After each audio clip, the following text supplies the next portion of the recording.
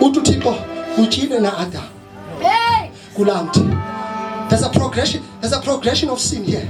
Utyile Adam, uthi Adam akaphendula akathi ewe, uthi ngulomfazi ni. Uthini? Njengangoku women always take the blame. Even today, because yaqala ku-Adam shifted the blame. Ufailishe ukuhost uThixo. When he has to account for failing the presence, ushifted blame. Uthi nomfazi uthi yile nyoka oyifake apha emyezweni. Sabana bazalwane, and the nyoka could not answer for himself. Sabana bathenekayo ngoba nayo iphosesiwe. Because there's what? There is the absence of the Holy. When the absence of the Holy Spirit, siqale sibone ingxabano phakathi kwethu, sibone sijongana ngesiqondo zamehlo siqhutshwa intoni. The presence have left.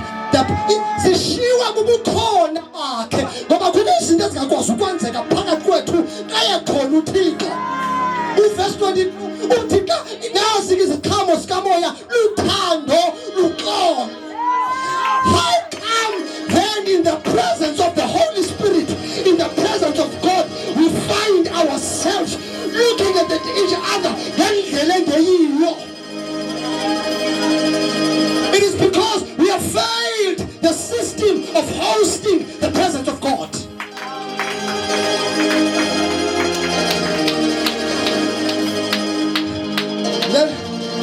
Then we were introduced to an era of visitations.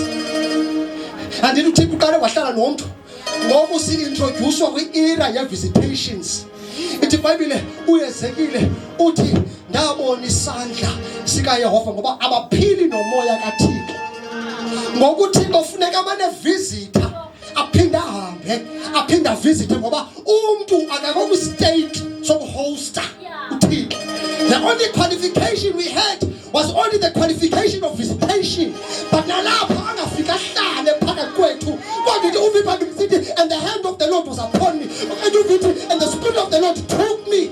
Ndibeka emntini yamathambo. It is because we were not qualified to have Him in us. Ngoba i-condition yethu was a condition of sin. We did not qualify to host God in His presence.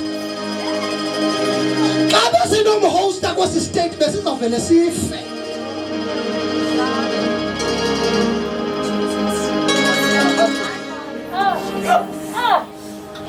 Twezike ndasifa isandla sikaThixo siphezulu. Ndasifa isandla sikaThixo siphezulu.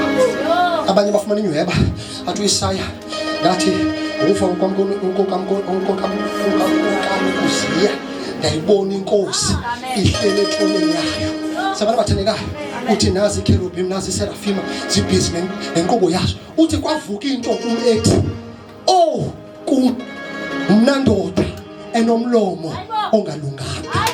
In other words, he disqualified himself. What andifanelanga ubona umbono njena ngoba ndindoda engcolileyo by nature. Kwenzeke ntoni kanti uThixo wathi uThixo landanela ahlala indoda emlonyeni wakhe. Before able to do the work and the will of God, we ought to have purification from God. Of bringing us closer to the presence of God, but still he was not qualified to have God in him. He was not qualified to have God in him. He was not qualified to have God in him. The only qualification was that uzomana ufumana izwi uphinde uhambe. Uphinde ufumana izwi uphinde uhambe. That's the era of the prophets. That's the era of the messengers of God. Kwathathwa amadoda ekuthiwa ngamadoda kaLevi abekwa in the altar of God. Kwathiwa nina kumsebenzi wenu nizonyusa amadini kuThixo nenze lo msebenzi ninodwa bazongena in the altar of God. But nalapho